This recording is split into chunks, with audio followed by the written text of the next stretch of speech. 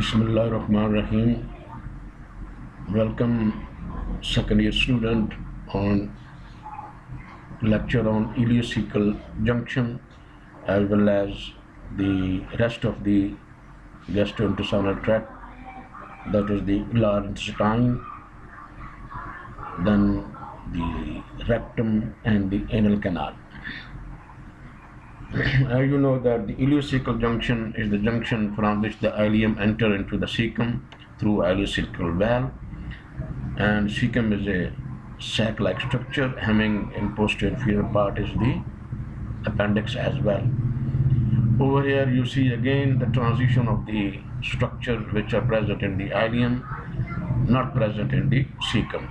Now this slide will tell you the junctional aspects of the iliocecal area. Now over here you see the mucosa of the ileum. Look at the picture. So this consists of the intestinal villi numerously present. This is the characteristic feature of a ileum with the intestinal gland as well. Now over here this ileum proceed further up to this. Now see that epithelium is not going to change. There is no villi formation. Look at it, smooth surface of the superficial epithelium, that is simple columnar epithelium. There is no villi formation. This is the area of the rectum. This is the area of the cecum. Over here you see the ileum. This is the area of the cecum. Now the epithelium suddenly change into the simple columnar, but there is no villi formation. This smooth contour, but there is a finger-like projection. Although the glands are there, but these glands are of the large intestinal gland, colonic glands.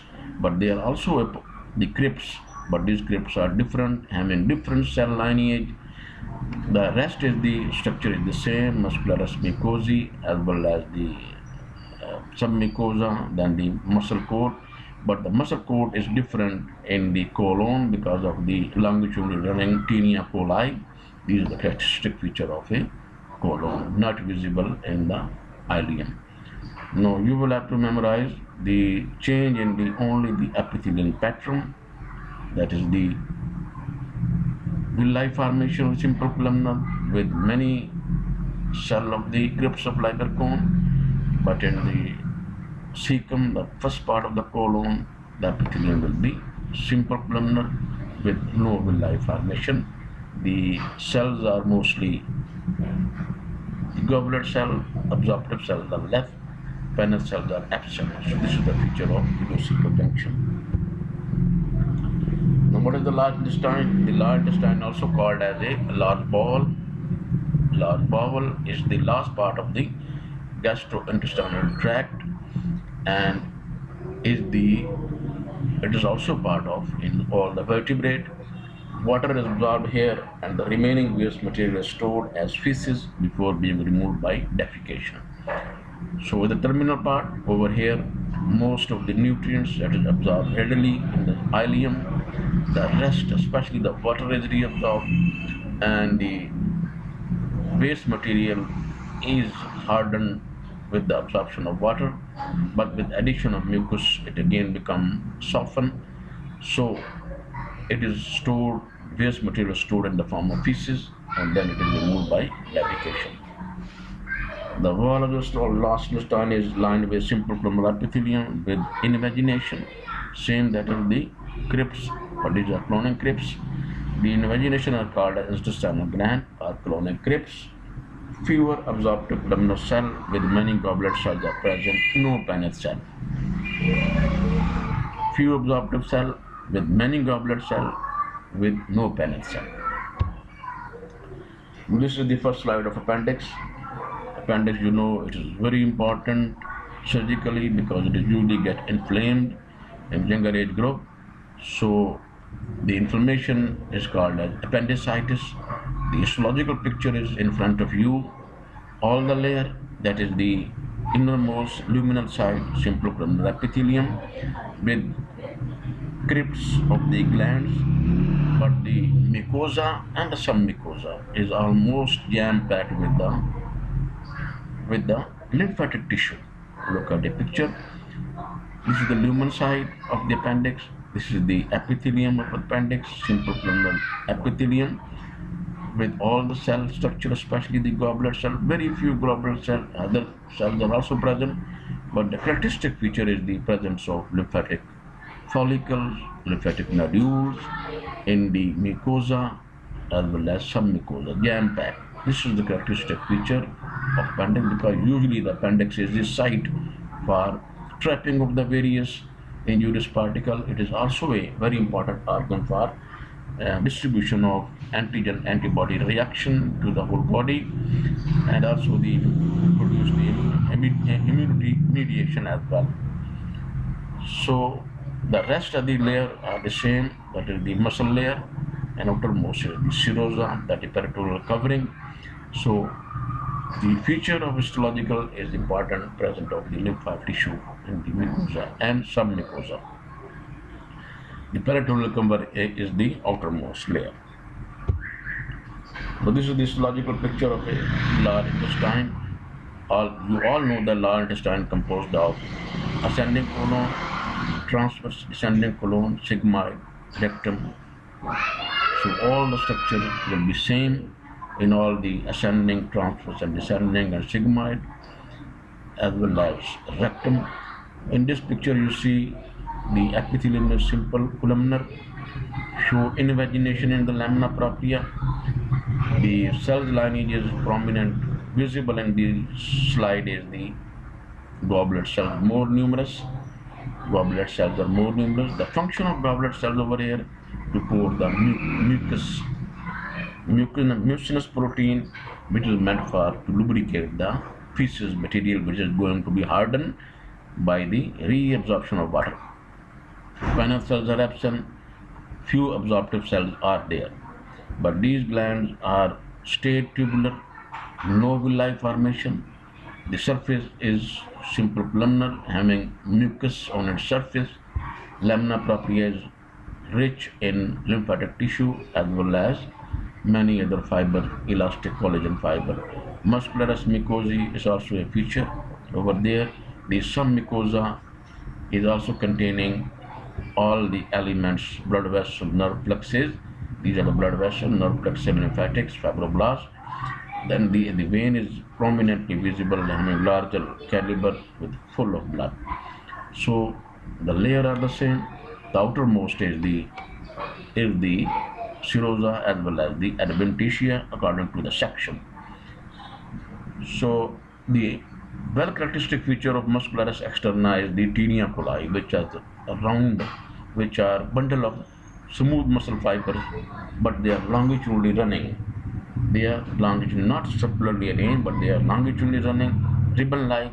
So they will surround the three areas in the colon.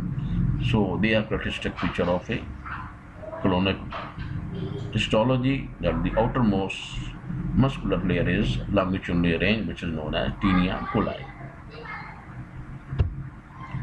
Now, what are the difference between a colon and a small intestine histology? The length is about 6 to 7 meter small intestine, but in the large intestine it is about 1.5 meter. Then the lumen is wider, large intestine smaller. Tinea coli, which is already told to you, that is the longitudinally running smooth muscle fiber like a ribbon, starting from the base of cecum, present all around the ascending, transverse and descending colon. Tinea coli absent in small intestine but is present large intestine. Circulation is the hastration, that is the partition is the characteristic feature of the large intestine, but it is absent in small intestine. These circulation are produced by the movements of the large intestine. Appendices epiplique, these are the vestigial finger-like, these are the fatty tissue. It is present in the large intestine but not present in the small intestine. Villi, intestinal villi present, absent in the intestine. Plica circularis, that is the visible visible folds of the mucosa and submucosa present in the small intestine but absent in the large intestine. Fire patches, lymphatic aggregation present in the ileum, absent in the large intestine, but if they are present, they are scattered in the lamina propria and submucosa. Crypts of liber cone, characteristic feature, small intestine, having all the cell lineage, absorptive cell, Paneth cell, then is the other enterocrine cell, stem cell, M cell, all these features are present in the small intestine, but it is absent in the large intestine. The cell present in the crypts are very few, but they are more of the numerous goblet cell. Absorptive cells are few, but no Paneth cell.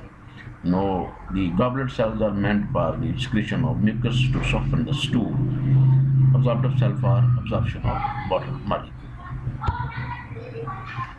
This is the slide of a rectum. You see the rectum is all the layer, but the mucosa is folded into longitudinal column known as the column of Morgagni of the rectum, lined by simple columnar epithelium. The cells are more numerous, that is the goblet cell quite visible in this H&E stain. The muscularis mucosa is scattered in this case, but the present around this, the muscularis propria, that is the external muscular layer, is also present. The serosa and adventitia is also the feature because the rectum is anteriorly covered by peritoneum. So the lamina propria also contains the blood vessel, nerve plexus are well. The feature is the column, rectal column of Morgagni, that is the longitudinal running mucosal fold. The lining epithelium is simple columnar with many goblet cells. This is the last slide of anorectal junction. Look at the picture. This is again a transition. The rectum move on to the anal canal. The anal canal is lined by this one. Look at the picture. This stratified squamous non-keratinized epithelium. The lymphatic nodule is there in the lamina propria. The internal hemorrhoidal plexus are there in the anal canal. The external inner sphincter is composed of sphincter ani muscle.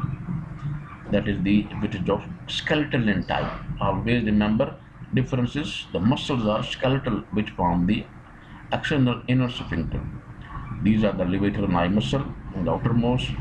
The muscles are the skeletal muscle. The epithelium is non-keratinized. Lamina propria is there. Lamina propria consists of lymphatic nodule and internal hemorrhoidal plexus. On the other side, the rectum, the anorectal junction, the rectum, same epithelium, simple columnar epithelium with crypts formation, lamina propria, lymphatic nodule, muscularis mucosae. Look at the picture. There is no muscularis mucosae in this anal canal. It is scattered. Smooth muscles are present in the lamina propria. No well-defined layer. Some mucosa contain many blood vessels. The collagen fibroblasts are present in the rectum. The muscular propria, that is consists of smooth muscle. This is the very important characteristic feature. First is the epithelium and next is the muscle layer. The anal canal, the junction at the rectum is smooth muscle, where the inner canal is skeletal muscle. So you will have to memorize the differences. The epithelial differences: stratified squamous non-keratinized, absence of muscularis mucosae, lymphatic nodule, and the muscle external is made up of skeletal muscle, whereas there is no peritoneal covering. But in the rectum, the epithelium is simple columnar with many goblet cell. Crypts are there.